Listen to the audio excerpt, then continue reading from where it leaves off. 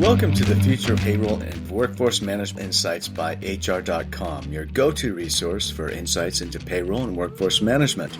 From navigating compliance and technology trends to exploring the latest in global payroll solutions, we're here to keep you ahead of the curve. Join us as we dive into the forces reshaping payroll and share practical strategies to optimize your workforce management. Let's get started. Well, hello, everyone, and welcome to the latest episode of Future of Payroll and Workforce Management, a podcast here at HR.com, where I am your host. My name is Brent Skinner, and we are recording these episodes from the floor of the 44th Payroll Congress Expo Hall, which is really exciting. And my guest today is Brandi Britton, who is an executive director with Robert Half. Welcome, Brittany. Brandi.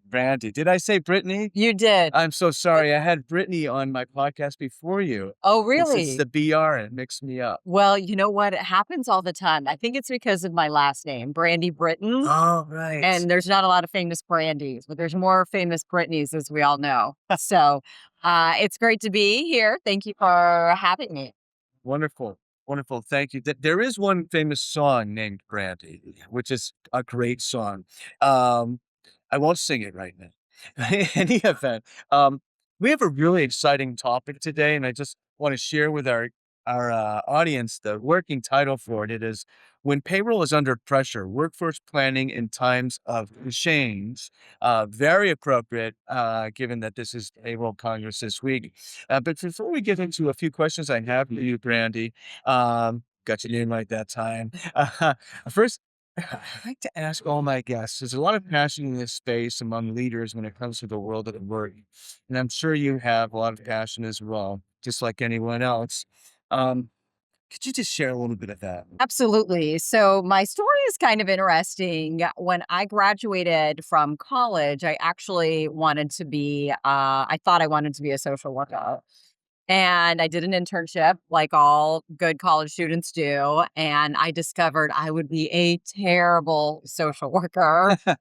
And I also worked at a bank at the time. So I loved the world of business. And I thought of, okay, what ties the professional business world to helping people? And that's how I got into recruiting. So recruiting allows us to help individuals, but yet we're working with a variety of businesses and a variety of individuals.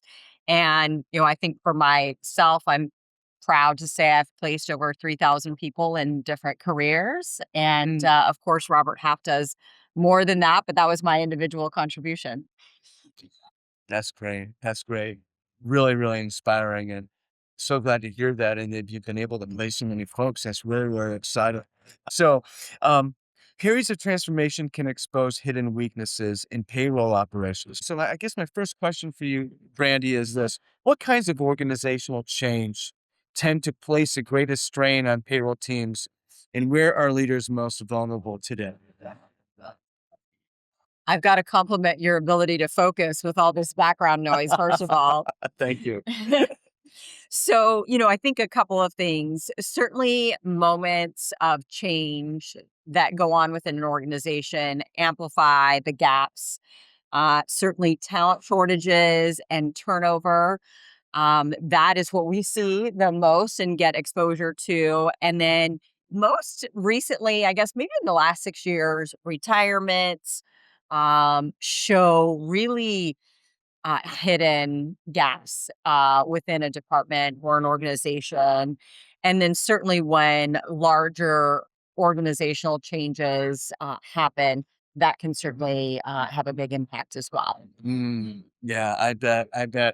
And as we know, this could be very stressful for payroll teams, and they have such a mission critical uh, objective or goal, that is to get the employees paid correctly and on time. It's one of these things that has to be perfect every single time. So that's an incredible amount of pressure. So how are payroll leaders adapting workforce planning strategies to address talent shortages, evolving skill requirements, and burnout risk?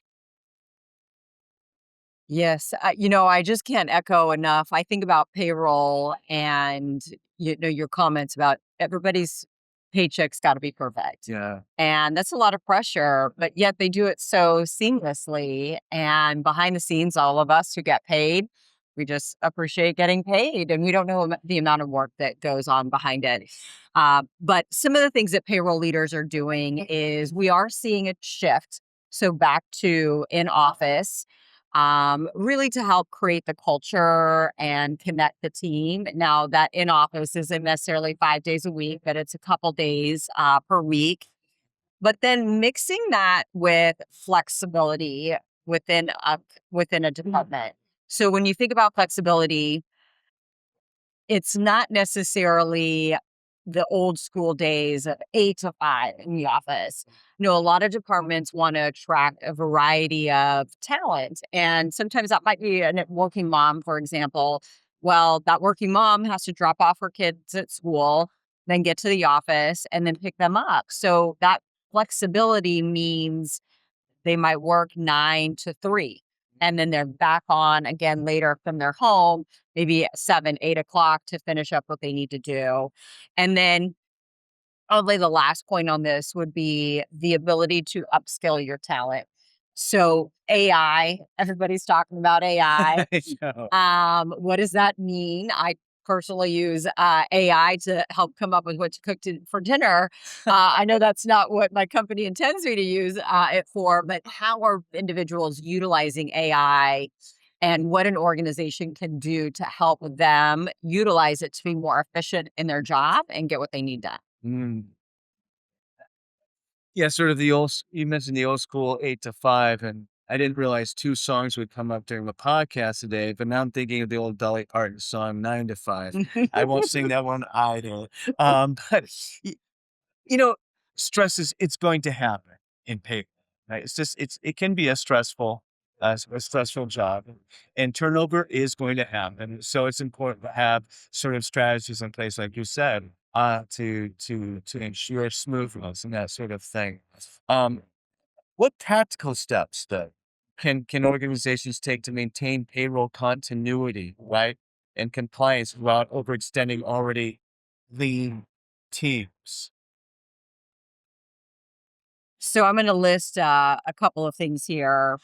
Certainly, standardizing and documenting processes. We see a lot of companies going through that right now in every department. So that would be number one. Then building the bench before you need it. So, who are your up and comers? Who are you developing? What are you doing to develop that talent? In some cases, selfless plug, you got to work with recruiting firms like Bubble Hat to help you build that bench. Adopting a blended team model. So, what does that mean? That means you've got a certain portion of your staff that's permanent full time. And then a portion of your staff are consultants, contractors that we bring in during those cyclical periods or those big projects.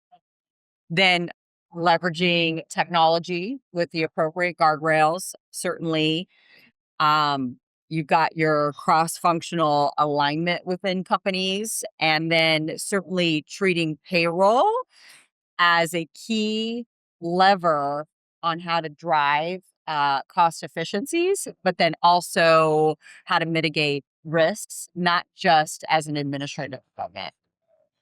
I'm so glad you hit on that last one because that's really been the inspiring theme this year at the Payroll Congress, and what we talk about a lot on the podcast here at HR.com as well is this idea that payroll not only can be but is so much more than just getting payroll. That's those are sort of the table stakes. I mean, if you get people's pay right and on time, you've done the bare minimum. I'm thinking of that old movie Office Space. How much flair are you going to have? It's just the bare minimum, well, right? And so many cultural references today in this podcast episode. But really looking at that upside, what kind of an impact can will have on the organization? From a strategic standpoint, as a source of much needed information for organization leadership, or as a this the most constant and visceral touch point for employees in terms of the employee experience as well, right? Even though it's kind of in the background, it's the hum of the refrigerator.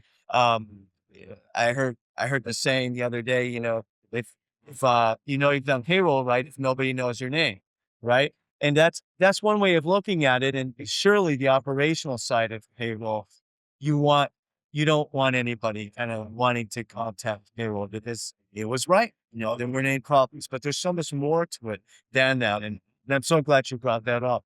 Brandi, any closing thoughts before we conclude this episode? Sure. I'll just leverage off of what we talked about at yesterday's session, which is payroll as a strategic leader and how to get a seat at a table, not necessarily the table. Yeah. And one of my biggest takeaways there is whether you're in human resources, you're in payroll, it's having expertise in your role. Certainly, but then thinking beyond your role and what is the evolution of your department? What are you doing to drive efficiencies? And then being your own cheerleader. And you can be your own cheerleader in very subtle ways. Talking about the successes of an individual on your team or your department, maybe just a simple email where you copy an executive. There's just a lot of ways to amplify your voice and your department. And I think we're in a period of really exciting change within payroll. It reminds me of the period when human resources were becoming chief human resource officers. Yeah. Now we're certainly seeing that potentially from a payroll standpoint because of the importance of payroll and the contributions to it. Such a massive activity that's just has a cadence in the organization that needs to be visible to organizational leadership. Brandy, so much. Thank you so much for joining me to this episode of the podcast. Thank you for having me through this chaotic environment. I loved it. You too. Thanks for tuning in to the Future of Workforce Management and Payroll Insights by HR.com. We hope today's episode brought you valuable insights and fresh perspectives on the future of payroll and workforce management. Be sure to check out more episodes and explore resources at hr.com/podcast or wherever you listen to podcasts. Until next time, keep innovating and making a difference in the world of payroll and workforce management.